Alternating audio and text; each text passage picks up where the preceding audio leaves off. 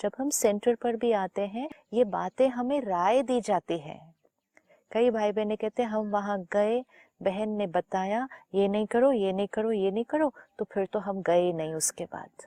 ऐसा नहीं, जो बहनें हमें बता रही हैं सेंटर पर आकर, वो परमात्मा से मिला हुआ ज्ञान के आधार पर बता रही हैं, और वो हमें हमारे फायदे के लिए बता रहे हैं। जब हम सेंटर पर जाते हैं, ये जो बातें हैं ये रिस्ट्रिक्शन नहीं है, ये आपको बताई जा रही है।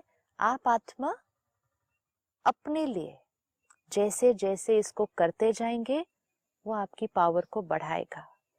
नहीं कोई चीज कर पा रहे, ये बहुत इंपॉर्टेंट है, इसमें से कोई चीज आप अभी नहीं कर पा रहे, आप सिर्फ मुरली सुनते रहें रोज, आगे हो जाएगी ना। यस, धीरे धीरे स्टेप बाय स्टेप, किसी का कोई चीज बिल्कुल। पहले होता है, किसी का कोई चीज बाद में होता है। मुरली सुनना दवाई है, और ये चीजें सेलिबेसी, सात्विक फूड, ये परहेज है।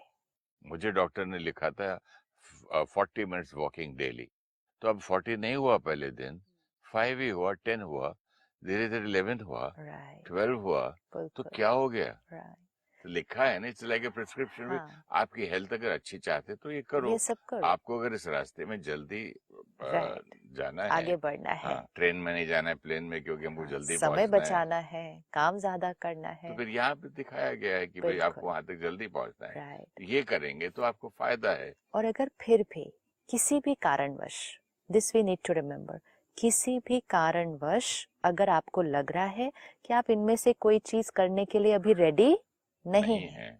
चाहे वो आपकी फैमिली के कंस्ट्रेंट्स है या आपके पर्सनल माइंड की, क्योंकि ज्यादा तो कंस्ट्रेंट यहाँ आता है, किसी भी कारण से आप इसमें से कोई भी मर्यादा पर अभी नहीं चल पा रहे, उसके लिए मुरली स्टडी करना और मेडिटेशन करना नहीं छोड़ना। अगर हम एक परहेज नहीं कर पा रहे, उसके लिए दवाई लेना थोड़ी बंद कर देंगे। अगर हम दवा रोज लेते रहेंगे, परहेज हम सपोज नहीं कर पा रहे अभी, लेकिन दवा अपना काम तो करेगी।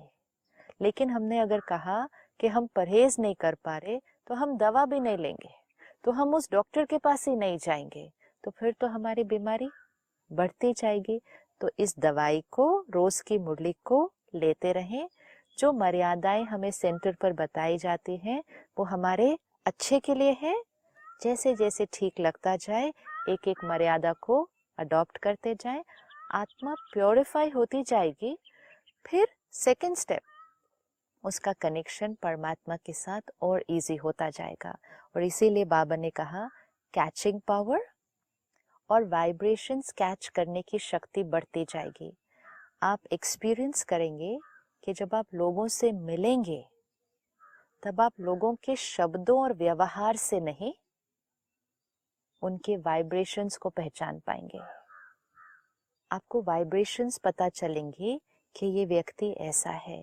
कोई जगह पर जाएंगे, आप ये नहीं देखेंगे ये सफाई है, ये ऐसा है, आप फील करेंगे इस जगह की वाइब्रेशन कैसी है, क्योंकि अब हमारी फ्रीक्वेंसी किस तरफ चली जाएगी, वाइब्रेशंस की तरफ। कई बार स्टाफ आता है कोई काम करने के लिए, तो सिलेक्शन में एंट्री करते लगता है कि वाइब्रेशन ही ठीक नहीं, तो अभी इसको क्या इंटरव्यू करें।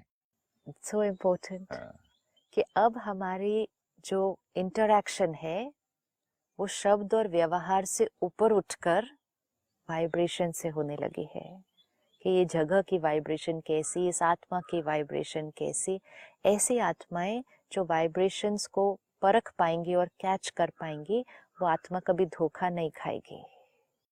खाने की भी वाइब्रेशन खाने फील के होती भी है। वाइब्रेशन, जैसे हमने उस दिन देखा फोन पे कोई मैसेज भेजता है, उसके भी वाइब्रेशन, सॉरी और थैंक यू लिखने का भी। उसके भी वाइब्रेशन। तो क्या हुआ, आप बॉडी कॉन्शियसनेस से जब ऊपर उठे, पहले जब बॉडी कॉन्शियस थे तो हम सिर्फ चेक करते थे उन्होंने क्या लिखा, उन्होंने थैंक यू लिखा या थैंक यू सो मच लिखा या वेरी वेरी थैंक यू लिखा, ये सब शब्द देखते थे। अब हम क्या देखते हैं, उस थैंक यू के पीछे फीलिंग क्या है, vibration. This is a sign that frequency is getting higher. तो बाबा ने कहा ऐसे श्रेष्ठ शुद्ध संकल्प में इतनी ताकत है जो आपके कैचिंग पावर, वाइब्रेशन कैच करने की पावर बहुत बढ़ा सकती है।